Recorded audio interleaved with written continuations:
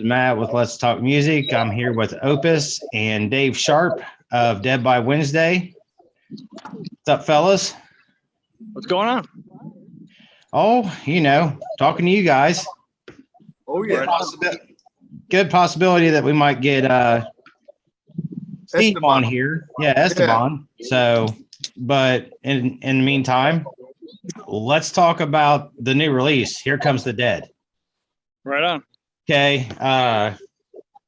Badass song. It's crushing, man. I mean, it starts heavy, double bass, just ripping the guitars and stuff. Really enjoyed it. Nice. Give me a little bit of background on where Here Comes the Dead came from. Actually, no, that song actually came right from the rehearsal space. We actually sometimes I write guitar riffs, bring them to rehearsal, and we kind of work on the songs. But to be honest, I think I started riffing on something, and Opus started kicking a beat. We pretty much just wrote it in like 5 minutes. It's one of those stories where the song came together like probably one of the quickest songs we probably ever wrote, to be honest. Yeah, when he started playing that, that verse riff, the bend notes, all I heard was a cowbell. So I started playing this like groovy beat with a cowbell. And he paused, and it fit perfect. It was really cool. Yeah, I mean, shit. I saw the press release. You guys got Gary Holt, saying it's brutal. Eddie Trunk, best record in years, and Jesse Leach, love it. Yeah. I mean, that's some good publicity, man. Yeah, man. I mean, it's funny because, we don't really have a lot of major marketing behind us. Like we do a lot of it DIY, and we do have a couple of awesome labels, like 2 different indie labels that are like, doing as much as they can and helping us in many, many ways. But we do a lot of it ourselves too. And it just seems like, that, guerrilla style marketing is really what's doing it for us. Cause it's like a street level. It's like old school, but it's like new school. It's like, you got to get the word out somehow. It doesn't matter how you do it. You got to if you have like 10,000 people talking about your album, and they're celebrities. Well, what does Nike do, or what does some of these other brands do too? I mean, a band is a brand. You go out and you get there's people that and they're like, hey man, can you just check this album out? Tell me what you think, and then talk about it, or whatever it takes. And if that happens, that's great. And we just utilize all those different avenues that we that people may or may not do, because for us it's all or nothing. It's time to shit or get off the pot. We gotta go for it. So. Right. How about you, Dave? What do you think of that publicity from them guys? Yeah, you know what? Somebody brought up recently, like, oh, you guys using these people, these celebrities to promote your albums. But to be honest, I was just hanging out with Gary at NAMM this year. Yeah. Opus goes long back with Eddie Trunk. Jesse's, Killswitch, they're buds of ours from New England. So, it's cool to get an endorsement from people that we've known for years or even recently met, and that, we're all in it together, regardless of what we do in the music scene, where our level of the band is, we're all family and support each other. So, especially in the metal community. And metal community is not no one's killing it. No one's making like, only except for like Metallica and maybe like Megadeth and Slayer if they were around. I mean, everyone's like, everyone's kind of in the same boat. I mean, it's a like Tommy Chong said, man. It's metal band is a very select market, and and it's like they either love you or they hate you. As long as you're in between, and you can make a living doing what you're doing, then you're doing something right. And that's dead. That's very true, man. And as far as the song goes, Dave gave some insight about Here Comes the Dead, but since Esteban's not here, he must have forgot. He's a stoner, Nothing wrong with that, buddy. But as far as how it came about, in all honesty, like while we were writing the song, my kid Orion actually comes to me and says, "Hey, you should write a song called "Here Comes the Dead," and I start laughing, and I'm like, wait a minute, I'm not gonna stop. I'm like, wait a minute, that's like really cool. Like I would never think of that. Dead by Wednesday, Here Comes the Dead. It could have a dual meaning to it. Like it's like very literal, and also like here we are, here comes the dead by Wednesday, and then also it can have another meaning, and and so basically I was like, that's badass, and I took it to Esteban. I said, hey, my son just said, we even gave him credit on the album, let's do a song, it's called Here Comes the Dead, and I gave it to Esteban the idea, and he wrote a whole theme around it, which is basically based off of the misuse and the brainwashing and it's basically a slight on technology and media and like social media, and how basically it controls everybody. Right. And that's where the whole concept came from. And then we brought it to Tom Flynn, who's a badass video director, who I didn't even think that was going to give us the time of day. And right from the get-go, he was mad cool. And he was like, hell yeah, well, let's do it. I know who you guys are, because me and Dave, play with Ellefson, David, for like 5 years. Mm-hmm. Tour with Ellefson. So that's how I met Eddie Trunk. And that's how we met a lot of these cats, you know what I mean? So, thanks to David, thank you, David.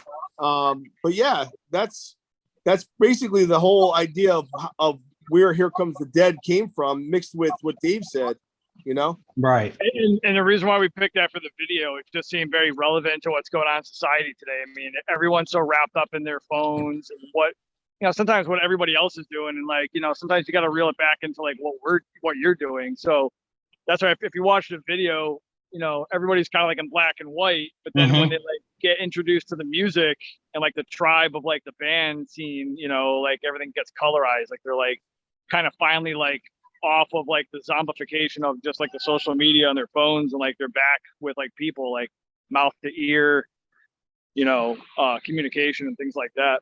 Right. And the funny thing about that song as well is when Steve joined the band in April of 2020, we actually had one song in the bag already, but we decided to go with SOS as our first single with him because it was relevant to what was going on in society and the issues that we're having, not only with the COVID situation, but just disharmony amongst people and everything. And the same with like this video, like I don't know, we may have picked this as like our first video single, but it just seems so relevant to the time that it made sense, Yeah. And I mean, you can get that from the video. I mean, the whole spiral thing going and all that. And, hats off to the video director. It was a pretty awesome video. I mean, like I said, it's a brutal song, man. Old Batman. Remember the Riddler and Old Batman? Yep.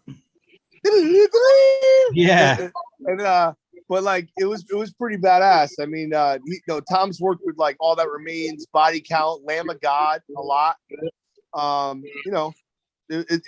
That's why he knows what he's doing. Right. So the album is called Capital Cinspiracy. Yes. So is that kind of like a storytelling album? Because you had SOS, and now you got Here Comes the Dead. Actually, it's a trial and tribulation of everything.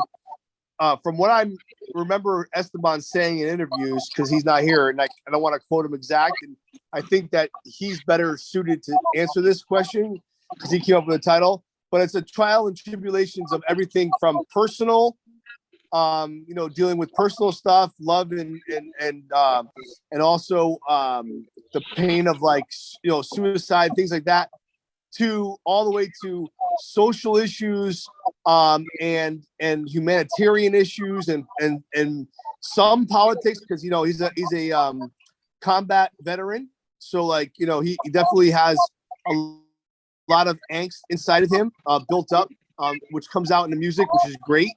So like so I don't really know exactly, but that's my take on how that came about, and all the songs stand for something, and there's definitely meaning behind every single one.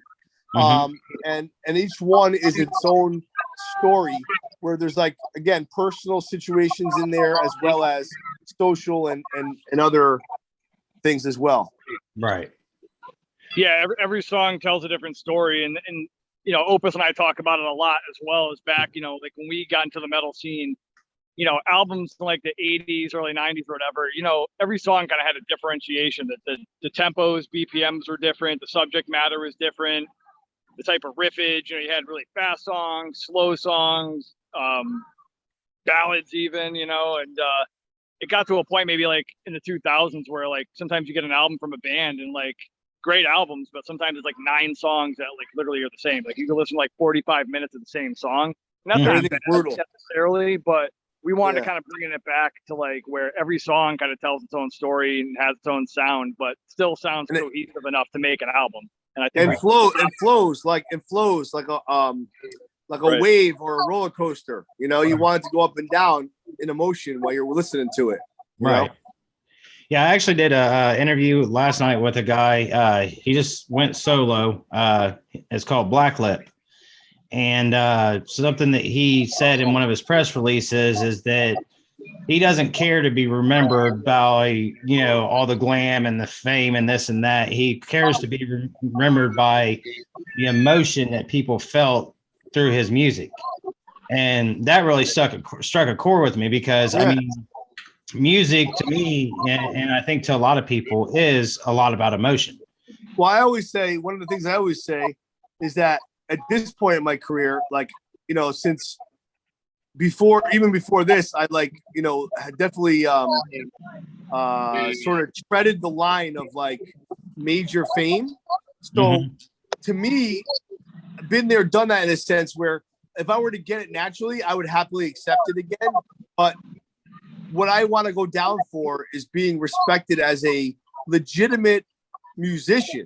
Right. And someone who I was respected for their talent and not just, that one hit or, because I did some weird shit, whatever, you know what I mean? Like, yeah, that's fine too. But I want to be, considered like a musician, Right.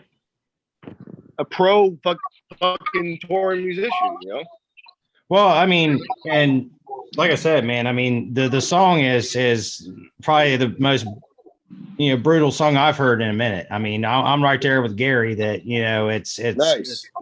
On the edge. I mean, because, we get a lot of you listen to the radio stations, you get a lot of the mainstream stuff. And oh yeah, you ain't getting that with us. Right. And it's not as brutal. I mean, there is some that, you can say, okay, this is, pretty hard for them or whatever. But I mean, when I listened to it, I was like, holy shit. Like I said, right from the rip, man, you guys were just into it. And I mean, I can definitely give you props on your talent because, man, you was flying on them drums. Thank you, bro.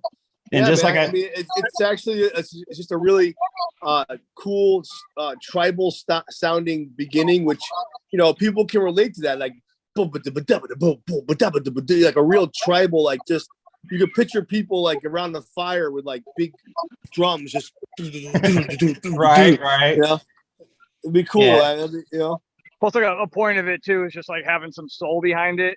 Sometimes like just metal riffage in general with the drums and everything, it's so typewriter like perfect with Pro Tools and everything these days, and like it was important for us to like really have like a groove to it. So I think that's something that Opus definitely brings to the table, rather than being flashy with like ridiculous double bass and like just like I said, that typewriter kind of sound. There's more of a groove to it, and like we were talking about it as well, is like metal in general is like very like male, masculine, energy heavy, but like we wanted to bring something that like women could come to the show and like basically shake their ass to as well, Yeah, shake that booty. So you guys I agree 100%. Like I always say to myself, what would Vinnie Paul do? That's a good thing to think. What would Vinnie Paul do? What would Dave Lombardo do? Yeah. What would some of my favorite drummers play? And then like kind of like mixed it with my own style and just kind of, if it's metal, I just kind of go with the flow. If it reminds me of like a Slayer riff, I'll play a little more Slayerish. If it reminds me of a Megadeth or Metallica riff, I'll just play it a little more like that because I know all that shit. I love that stuff. And why not incorporate your influences into your music, Right. Fucking Pantera, fucking Vinnie Paul, man, he's a beast. I learned a lot of my stuff. I learned a lot of my stuff from listening to him and Lombardo, and Lars even, How about Nick Menza? Love Nick. Matter of fact, I think I don't know who it was. I think it was Ellison. It might have been someone else. I think maybe Poland, but someone said that they reminded me of him when he was younger when they played with me. I think it was Poland actually. Mm-hmm. He said, yeah, and he told me he told me and Dave the whole story right to our faces when Nick died, because he was playing a show with him, which is insane. And hearing it out of his mouth was like so touching, man. I was like, oh my God, because I was growing up, I was always like, we had to pick sides. It was either Metallica or Megadeth. There was no in between. Right. And so I was always kind of a Metallica. I was leaning towards the Metallica side, realistically. And then when me and Dave got the gig playing with Ellison, I learned all the, we had to learn all the old Megadeth stuff. Right. And so I really got to understand how amazing the musicians they were, especially back then. And I'm like, wow, these guys are no joke. The production wasn't as good, so it was harder to understand. And that's a lot of the reason why I maybe didn't appreciate it as much and at the time, because of the vocals and maybe because the production wasn't as good as Master of Puppets and shit like that. But they also had less budget. I heard, we heard it out of their own mouths. So it was like really a different thing. And then we started learning it. You're like, wow, these guys are actually playing their asses off. And I give them a lot of respect. And I'm like, wow, this is pretty amazing. So I had to learn a bunch of stuff. And the stuff's really, really, really difficult. Not a lot of it, not all of it, but a lot of it. Right. And fast, so, and jazzy. So I was like, wow, this is really cool. A lot of different parts and stuff.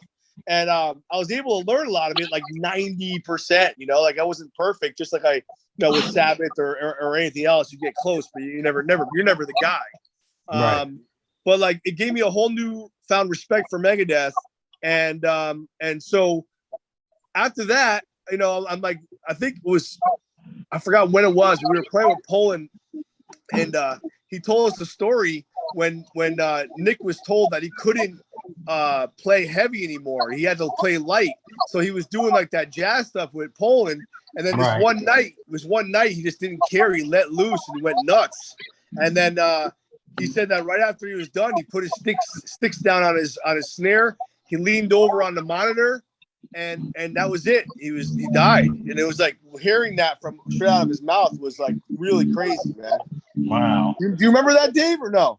Yeah. I remember hanging out with Poland and discussing that. Yeah, that was crazy, man. What about you, Dave? I mean, who's some of your influences?